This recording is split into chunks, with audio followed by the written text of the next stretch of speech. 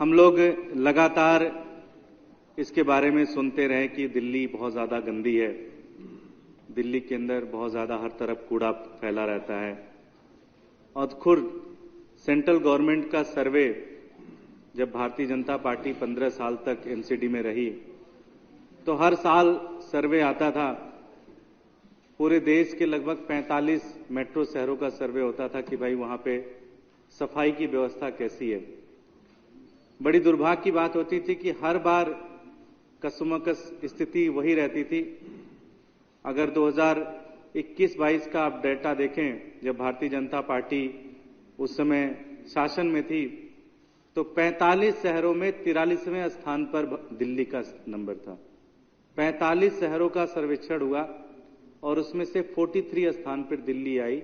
Top 10 छोड़िए, top 20 छोड़िए, top 25 छोड़िए, 43वें स्थान पर आई। इसीलिए भारतीय जनता पार्टी के साथी जो हैं इस मुद्दे पर चर्चा नहीं करना चाहते। उनका एक काम था दिल्ली को साफ करना, लेकिन उस काम में पूरी तरह से फेल हुए।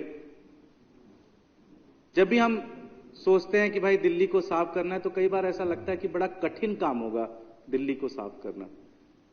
8 महीने हमारी सरकार बने हुए एमसीडी में हुआ और आज जहां भी आप जाएं, जिस भी तरफ जाएं, लोग ये कहते हैं कि भाई पहले से ज्यादा बेहतरीन व्यवस्था हो गई एमसीडी में साफ सफाई की। अब कूड़ा उठ जाता है, कंप्लेन पता है कहां पे करना है। कंप्लेन करना हो 311 पे कंप्लेन कर देते हैं, 2 घंटे 3 घंटे उसके अंदर कूड़ा उठ जाता है। हमारे साथी कुलदीप भाई बैठे हुए हैं, एक दिन मुझे बता रहे थे कि 3 महीने से एक जगह कूड़ा पड़ा रहा।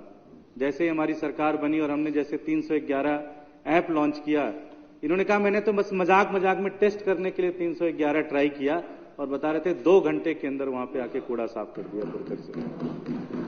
तो पहली बार दिल्ली वालों को भी एक सहभागिता मिली है कि वो दिल्ली कैसे साफ कर सकते हैं। जब भी हम साफ सफाई की चर्चा करते हैं तो साफ सफाई कोई रॉकेट साइंस नहीं है। 2 मेन मुद्दे हैं जिसके ऊपर अगर आप काम करो तो दिल्ली साफ सुथरी हो सकती है। सबसे पहला, साफ सफाई के जो हमारे कर्मचारी हैं, जो साफ सफाई के जो हमारे सैनिक हैं, वो सैनिक उपलब्ध हों, काम करें, मोटिवेट फील करें, उनको लगे कि हाँ वो एक बहुत बड़े यज्ञ में भागीदारी कर रहे हैं, एक बहुत बड़ा काम कर रहे हैं। और साथ ही साथ जब वो कर्मचारियों को जो संसाधन चाहिए, जो औजार चाहिए जिसके माध्यम से वो साफ सफाई कर सके, व्हील वैरो चाहिए, कहीं कहीं फावड़ा चाहिए, कहीं कहीं कुछ गाड़ियां चाहिए। दुर्भाग्य की बात यह रही कि 15 सालों में कर्मचारी तो थे, लेकिन कर्मचारियों के पास कभी कर्मचारी नहीं, तो कभी अगर कर्मचारी हैं तो उनके पास कोई औजार नहीं। भाई अपने हाथ से तो कूड़ा साफ करेगा नहीं। झाड़ू भी नहीं होते थे। ऐसी भी स्थिति रही 15 सालों में कि वार्डों के अंदर कर्मचारी कहते थे उनके पास तो झाड़ू भी नहीं है, वो झाड़ू लगाएं कैसे। और झाड़ू घर से भी अपने पैसे से खरीद के ले करते थे। दूसरा मुद्दा था कि हमारे सफाई कर्मचारी संतुष्ट कैसे रहें, हमारे सफाई कर्मचारी कैसे ये माने कि ये एक बहुत बड़ा काम है और ये काम करने पे सरकार और समाज उनकी इज्जत कर रही है। आप भी जानते हैं कि साफ सफाई करना बड़ा कठिन काम है, बड़ा कष्ट का काम है।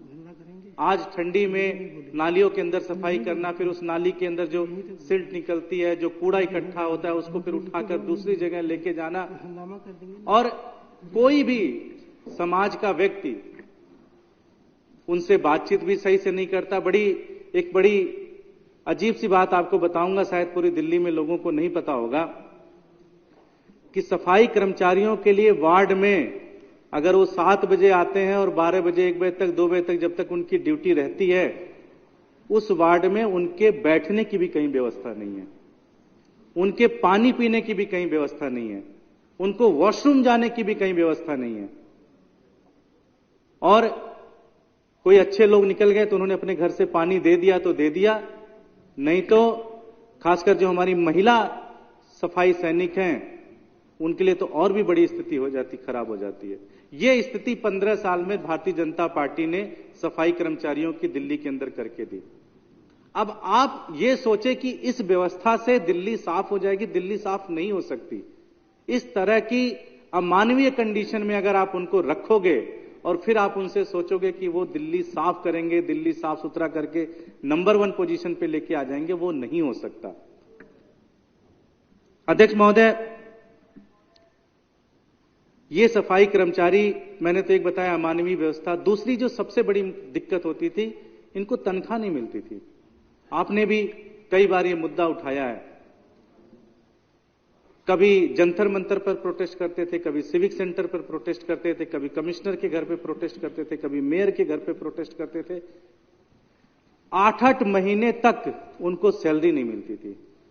मैं इस सदन से दिल्ली के मुख्यमंत्री श्री अरविंद केजरीवाल जी को धन्यवाद देना चाहता हूं कि नवंबर 2010 में, आज से लगभग 13 साल पहले, एमसीडी के सभी कर्मचारियों को पहली तारीख को तनख्वाह मिली थी, 13 साल पहले। और इस साल अगस्त महीने के अंदर, हमारी सरकार बनने के मात्र 6 महीने के अंदर, ग्रुप ए से लेकर ग्रुप डी तक सारे कच्चे पक्के जितने भी कर्मचारी थे, सबको पहली तारीख को हम लोगों ने तनख्वाह दी है। मात्र 6 महीने के अंदर। भारतीय जनता पार्टी जो काम 13 साल में नहीं कर पाई, अरविंद केजरीवाल जी ने मात्र 6 महीने के अंदर वो काम करके दे दिया। एक बहुत बड़ा मुद्दा रहता है कि कच्चे कर्मचारी और पक्के कर्मचारी का। कच्चे कर्मचारी 15,000, 16,000, 20,000 जो न्यूनतम वेतन है वो मिलता है। उसमें आप उनसे बहुत ज्यादा अपेक्षा करें कि वो घर भी चलाएंगे, सफाई भी करेंगे, अपने यहां से दूसरे जगह से वहां ड्यूटी करने भी आएंगे, उसका भी खर्चा देंगे। बड़ा मुश्किल काम होता है। सफाई कर्मचारियों का एक बहुत बड़ा मुद्दा है कि उन्हें पक्का किया जाए, उनकी जो कंडीशन है उसको ठीक किया जाए। मुझे बड़ी शर्म आती है यह बात बताते हुए। आज अभी लीडर ऑफ अपोजिशन साहब ये कह रहे थे कि आप नियमितीकरण करो, हम साथ में हैं, और भारतीय जनता पार्टी तो पूरी तरह से खुल के इसका समर्थन करती है। मैं आपको एक डेटा देता हूं। 2017 में भारतीय जनता पार्टी की सरकार रही, तीनों नगर निगम में, साउथ, नॉर्थ और ईस्ट, तीनों नगर निगम में उनकी सरकार रही। 2017 में उन्होंने 110 कर्मचारियों को पक्का किया, पूरे साल में 110 कर्मचारी। 2018 में 190 कर्मचारी, 2019 में 294 कर्मचारी, 2020 में 198 कर्मचारी, 2021 में 408 कर्मचारी। अगर इसको जोड़ लीजिए तो 600 से 700 कर्मचारी पूरे 5 साल में उन्होंने किए। आज हमारी सरकार को आए हुए मात्र 8 महीने हुए।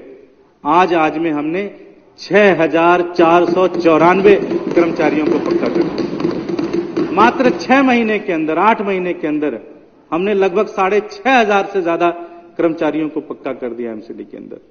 वही एमसीडी, वही अधिकारी, वही बिल्डिंग, वही माइक, वही गेट, वही फाइलें, वही कागज, वही पेन। बस एक चीज बदली, भ्रष्ट भारतीय जनता पार्टी की जगह पर एक ईमानदार अरविंद केजरीवाल जी की सरकार बनी। आज आप एमसीडी में जाओ तो आपको माहौल बदलता हुआ नजर आता है। आज प्रोजेक्ट के ऊपर प्रोजेक्ट पे काम हो रहे हैं। पहली बार हाउस के अंदर 53 से ज्यादा एजेंडा लगे। आज तक तो कभी 2 एजेंडा लगते थे, गुत्थम गुत्थी होती थी, फिर छुट्टी पर के अपने अपने घर। आज कामों के ऊपर बातचीत हो रही है एमसीडी के अंदर। मात्र 8 महीने के अंदर ये बदलाव की शुरुआत हुई है, और जिसके लिए अरविंद केजरीवाल जी को जितना धन्यवाद किया जाए वो धन्यवाद कम है। ये दिखाता है कि आज ये उनकी सोच है। उनको पता है कि जो कर्मचारी सुबह 6 बजे निकल जाता है और रात के शाम को 3 बजे 4 बजे तक मल उठाता है, गंदगी उठाता है, कूड़ा उठाता है, लोगों के खाए हुए फेंके हुए सामान उठाता है, उस कर्मचारी को अगर आप एक बेसिक चीज भी मुहैया नहीं करा सकते और आप फिर उससे अपेक्षा करोगे कि वो दिल्ली को वर्ल्ड क्लास बना देगा, वो नहीं बन सकता, नहीं बन सकता, नहीं बन सकता। मैं आपका भी बड़ा धन्यवाद दूंगा कि इस मुद्दे पर आपने चर्चा करने के लिए बात कही। और मैं आपके माध्यम से, हाउस के माध्यम से दिल्ली वालों को भी ये बताना चाहता हूं और सारे सफाई कर्मचारियों को भी बताना चाहता हूं। अभी लीडर ऑफ अपोजिशन ने कहा कि भाई वो समर्थन में है।